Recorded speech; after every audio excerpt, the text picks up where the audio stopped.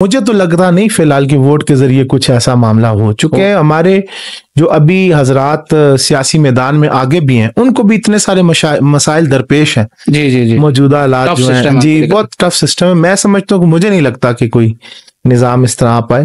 بڑی خانقاہ عیدگاہ شریف ہم دیکھتے ہیں پاکستان میں اس وقت بڑی خانقاہیں سیاست میں ہیں اور کافی قومی اسمبلی بھی موجود ہیں.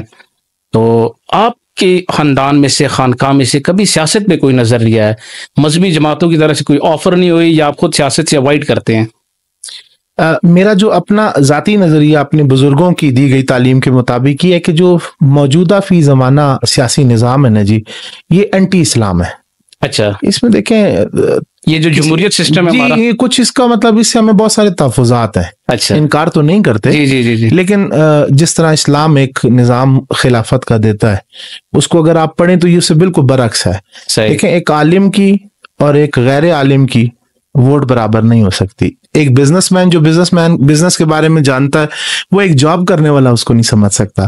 تو یہ ایک جو ہے نا کہ آپ کہہ لیں کہ ریڈی والے سے لے کر ایک عالم پی ایچ ڈی ڈاکٹر تک کہ کاروباری سب کی ووٹ برابر یہ میرے سے تحفظات ہیں. اسی کی وجہ سے کافی سارے مسائل بھی پیدا ہوتے ہیں.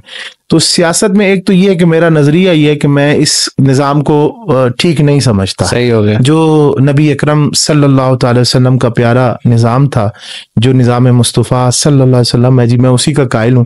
لیکن چونکہ یہ ہمارے ملک کا بھی نظام ہے تو ہم اس کے قائل ہیں سر تسلیم خم ہیں. چونکہ ہمیں تربیت اسلام یہ دیتا ہے کہ اپنی ریاست کے ساتھ وفادار ہونا. اور دوسری چیز یہ ہے کہ ہمارے بزرگ اکثر فرماتے تھے, ایک جملہ آپ کی خدمت میں عرض کرنا چاہتا ہوں کہ آج کی یہ جو سیاست ہے نا جی یہ اس قدر خطرناک ہے کہ کپڑے بچا کر بھی نکلتے نکلتے داغ لگ جاتے ہیں. جی ایسے تو شروع سے ہمارے آباء و اجداد بالکل پردے میں رہے. بلکہ یہاں میں ایک بڑی تاریخی بات کرنا چاہتا ہوں.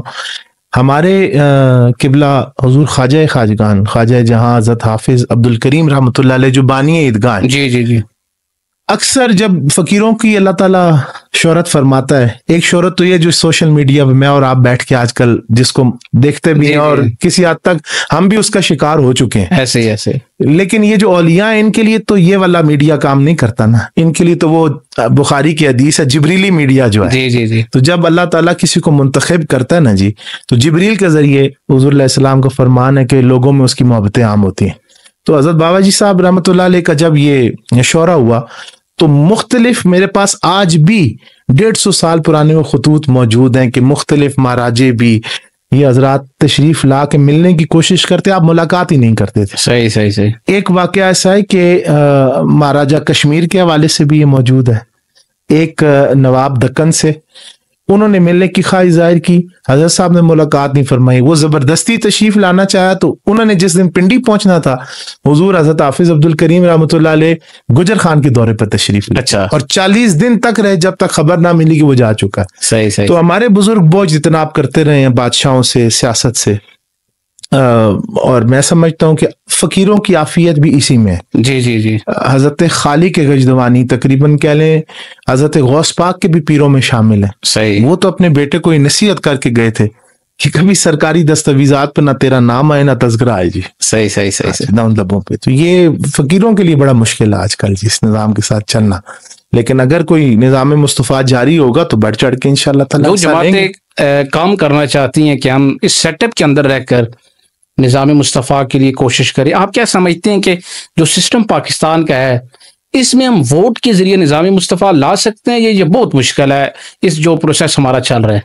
دیکھیں جی ہماری مذہبی جماعتیں ہوں یا سیاسی جماعتیں ہوں میں سمجھتا ہوں کہ ساری نبی پاک صلی اللہ علیہ وسلم کے غلام. جی ایسے ہی ہے بے شک. اور ہر کوئی بھی جان بوجھ کر تو کسی طرح بھی ایسے اسلام کے خلاف نہیں جا سکتا. لا علمی ہو تو وہ الگ بات ہے. ایسے ہی ہے. لیکن میں آپ سے یہ عرض کرنا چاہتا ہوں کہ مجھے تو لگتا نہیں فی الحال کہ ووٹ کے ذریعے کچھ ایسا معاملہ ہو چکے ہیں. ہمارے جو ابھی حضرات سیاسی میدان میں آگے بھی ہیں ان کو بھی اتنے سارے مسائل درپیش ہیں. جی موجودہ حالات جو ہیں جی بہت ٹف سسٹم ہے. میں سمجھتا ہوں کہ مجھے نہیں لگتا کہ کوئی نظام اس طرح پائے, چونکہ بڑا ضروری ہے کہ آپ دیکھ لیں پاکستان میں اگر آپ نے نظام اگر اسلامی لانا ہے تو پھر سود بھی روکیں گے, پھر اور جو رائج چیزیں ہیں ظلم و زیادتی کے بازار گرم میں سارے ختم کرنے پڑیں گے, پھر کچھ ہوگا معاملہ. ویسے تو بڑا ناممکنات میں سے ہے لیکن پھر بھی ہم میں تو چونکہ لا تقنطوا من رحمت اللہ پر بھروسہ رکھتا ہوں، بے شک بے شک، اور نبی پاک صلی اللہ علیہ وسلم نے فرمایا بھی، یہ مسلم کی حدیث ہے کہ اپنے بارے میں جو تم کہتے ہو فرشتے اس پر آمین کہتے ہیں۔ جی جی جی، تو میں یہی دعا کرتا ہوں کہ انشاءاللہ تعالیٰ